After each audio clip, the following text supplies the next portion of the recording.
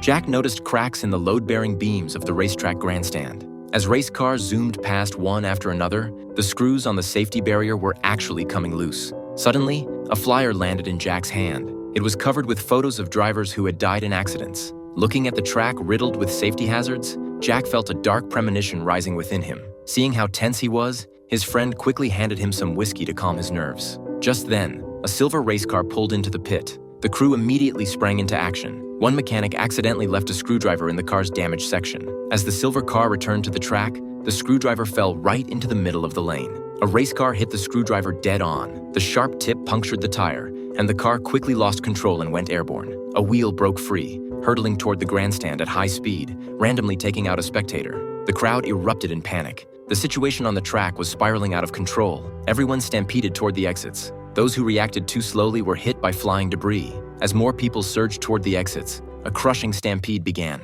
A woman who had just escaped being trampled was instantly flattened by a flying engine the next second. Just when everyone's lives hung by a thread, security opened the emergency evacuation route. But what no one expected was that this passage wasn't an escape route at all.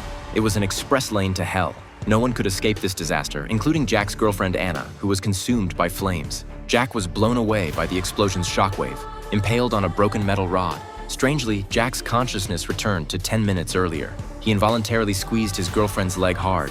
Looking at the familiar surroundings, Jack was stunned. Hearing his friend's familiar conversation, he realized what had just happened was no mere hallucination. Suddenly, that same silver race car pulled into the pit again. Jack urged his friends to get out of there immediately.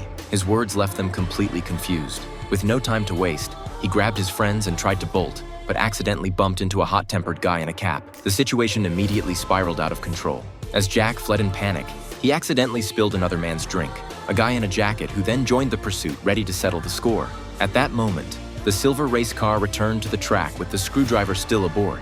Fortunately, Jack and his friends had already escaped. Just as Jack was frantically explaining to his friends, a massive explosion rocked the racetrack. Watching the spectators flee in terror, the man in the jacket completely panicked. He had just ordered his wife to stay in the grandstand. He desperately wanted to rush in and save her, but how could security let him run to his death? While everyone stood frozen by the sudden catastrophe, the woman in the blue vest was once again killed by a flying tire.